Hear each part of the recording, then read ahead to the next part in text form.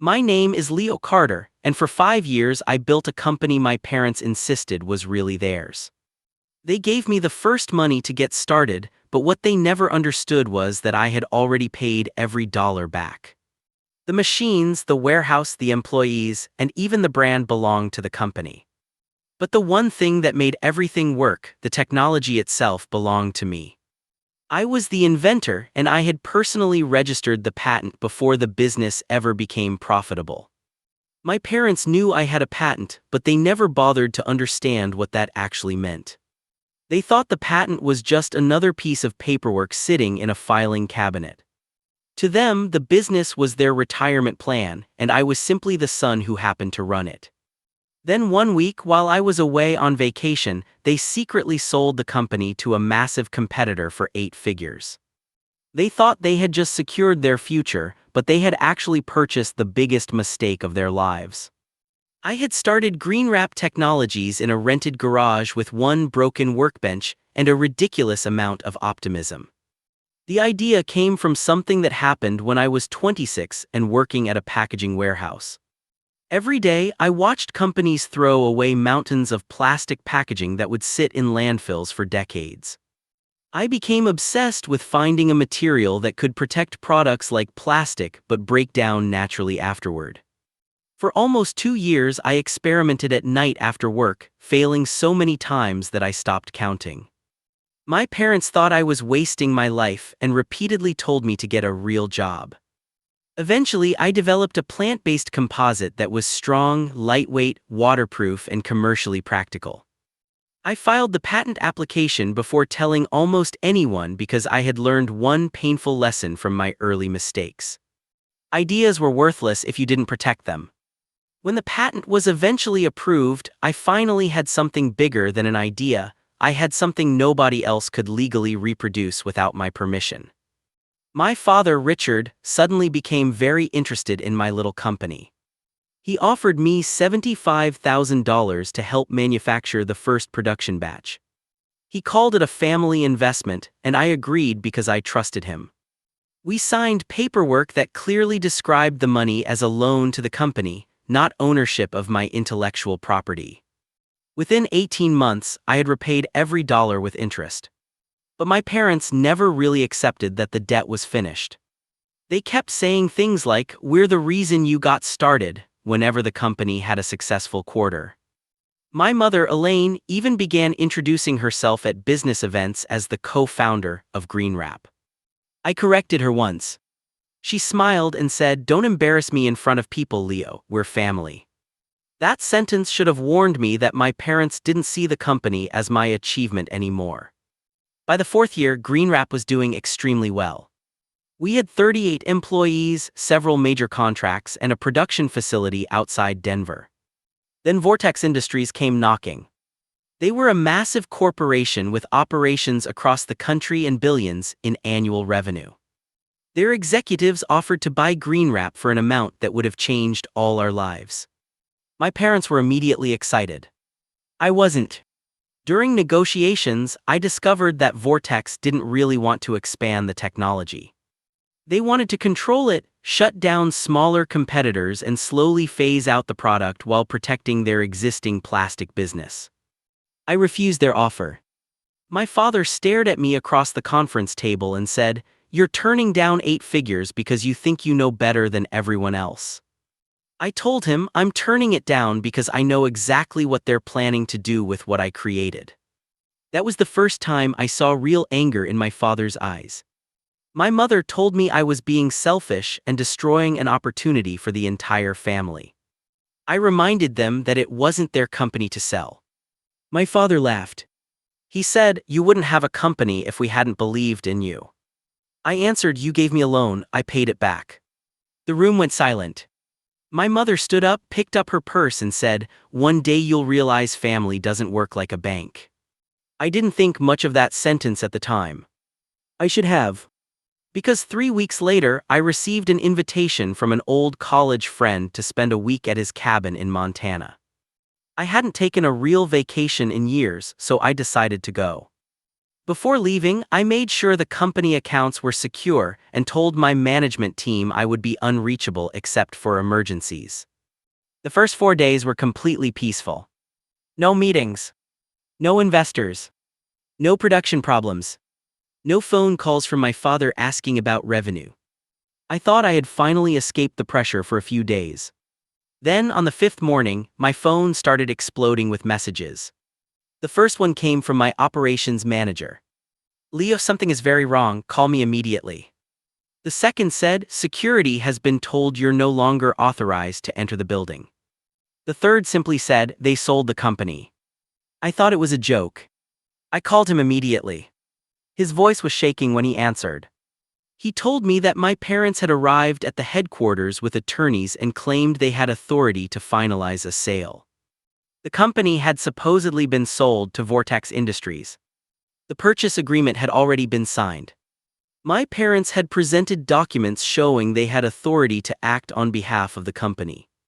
According to my manager, they had even changed the locks on the executive offices. I asked him one question. "Where am I listed on the paperwork?" He paused. Then he said, "That's the strange part, your name is everywhere but the signature isn't yours." I flew home the next morning. When I arrived at the facility, there was a giant temporary sign on the front entrance that read, "Vortex Industries, New Management." My keycard didn't work. The security guard I had personally hired looked embarrassed when he told me he couldn't let me inside. Then my father walked out of the building wearing a new tailored suit and smiling like he had just won the lottery. He hugged me. I pushed him away. He said, "Relax, son, we did this for you." I stared at him. "You sold my company." He smiled. "We secured your future." My mother came outside holding a designer shopping bag. She said, "You're going to thank us when you see the numbers." I asked how much they had sold it for. She said $8 million up front, with another $12 million coming after the transition. $20 million. My parents had sold a company they didn't own for $20 million. And somehow they were still smiling. My father told me they had already put a deposit on a luxury house in Arizona. My mother had apparently purchased a new SUV and booked an expensive European vacation. They had spent nearly $600,000 of the initial payment in less than a week. I looked at my father and asked, "Did you read the entire purchase agreement?" He laughed. "Of course we did." I asked, "Did you read Section 4B? His smile disappeared for half a second. My mother looked at him. "What is Section 4B? She asked. I said, "Exactly. The business entity owned the factory, machines, inventory, customer contracts, and trademarks. But the patent wasn't owned by Greenwrap Technologies. I had deliberately kept ownership of the patent in my personal name. The company operated under an exclusive license that allowed it to manufacture and sell products using my technology. That license had a very specific condition. Any transfer of controlling ownership required my written approval. My parents had just sold the company without obtaining it. My father stared at me like I had started speaking another language. Then he said, "You can't do that." I replied, "I didn't do anything, you did." He told me that the patent was part of the business. I told him it wasn't. He insisted that Vortex's attorneys had reviewed everything. I said, "Then you should probably ask them why they didn't notice." That afternoon, Vortex's lawyers arrived at the headquarters. They had apparently received my notice that I was the patent holder and that I had not authorized the transfer. Within hours, their attitude completely changed. The executives who had been celebrating the acquisition were now sitting in a conference room demanding answers from my parents. Then things got worse. Vortex suspended the remaining payment. Their attorneys accused my parents of misrepresenting the company's assets and authority. They demanded the return of the $8 million already paid. Then they filed a lawsuit seeking damages for the losses caused by the fraudulent transaction. My parents went from celebrating a $20 million sale to desperately trying to explain how they had sold something they didn't have the authority to sell. My father called me that evening. His voice was completely different. There was no arrogance. No lecture. No, family comes first. He simply said, Leo, we need to talk. I told him we had nothing to talk about. He said, you can fix this. I asked how. He answered, transfer the patent to us. I actually laughed. Not because it was funny. Because after everything they had done, they still thought they could order me around. My mother called 20 minutes later and cried. She told me the family would lose everything if I didn't cooperate. I asked her why that was my responsibility. She said, because you're our son. I answered, you stopped treating me like your son when you decided you could sell my life's work behind my back. She said they had made a mistake. I told her they had made several choices. A mistake was forgetting your keys. They had planned a transaction, signed documents, changed the locks, collected millions of dollars, and spent money they didn't legally have. That wasn't an accident. That was betrayal. Then my father tried his final argument. He said, if you don't help us, you're destroying your own family. I answered, no, I'm refusing to destroy myself to save the people who destroyed my trust. For the first time in my life, I stopped feeling guilty for saying no to them. I hired my own attorney and formally notified Vortex that I had never authorized the sale of my patent. I also provided the original licensing agreement, the patent records, and the documents showing that my parents' initial investment had already been repaid. The evidence was simple. They owned no patent. They had no authority to transfer it. And they had represented otherwise during a multi-million-dollar transaction. The legal fight continued for months. My parents' expensive lifestyle disappeared almost overnight. The Arizona house was never completed. The SUV was repossessed. The vacation was canceled. The private club membership my mother had purchased was terminated after the payments stopped. But the most painful part for my father wasn't losing the money. It was losing his reputation. The same man who had spent years telling everyone that I owed my success to him now had to explain why his own son had legally owned the technology behind the company. People who had once called him a brilliant businessman stopped returning his calls. Even some of the people who had celebrated the sale started distancing themselves. Meanwhile, I had a decision to make. I could walk away from GreenWrap completely. Or I could rebuild it. The company itself was damaged, but the technology was still mine. Several employees who had worked with me from the beginning reached out privately. They told me they wanted to stay. They believed in the original mission. So I decided to start again. Not with my parents. Not with Vortex. And not with anyone who thought protecting a business meant protecting money at any cost. I found a smaller investment group that cared about sustainable manufacturing rather than eliminating competition. We negotiated a new structure. I retained control of the patent. The company received a properly documented license. And every employee received a written agreement explaining exactly what they owned and what they didn't. 6 months later, GreenWrap was operating again. We were smaller, but we were healthier. Our new partner helped us expand into markets my parents had never considered.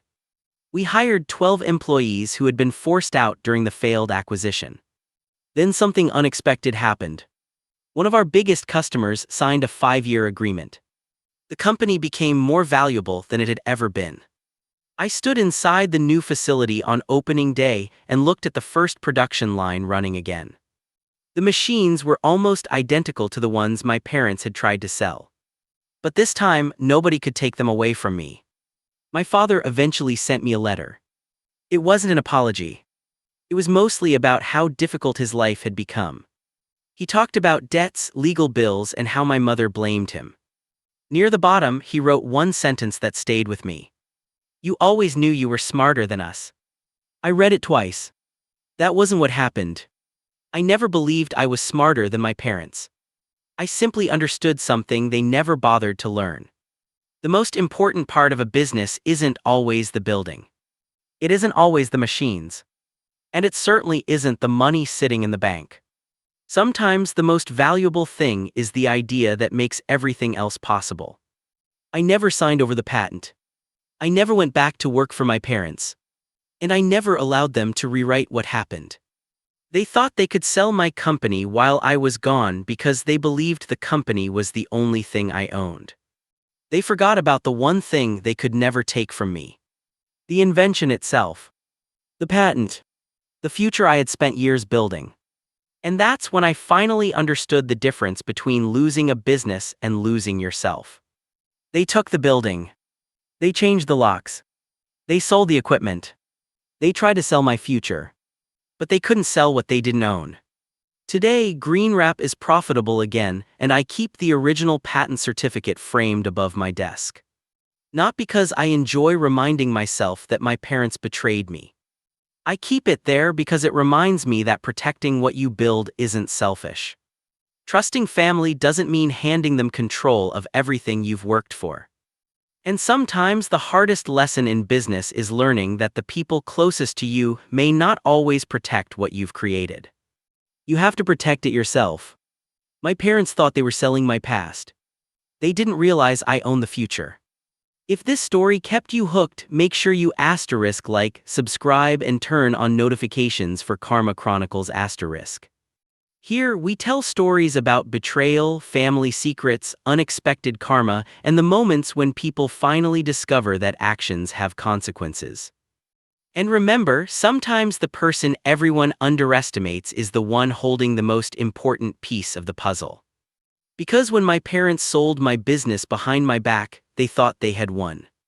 They didn't realize they had just sold a company without the one thing that made it valuable. And that was the moment their biggest deal became their biggest disaster.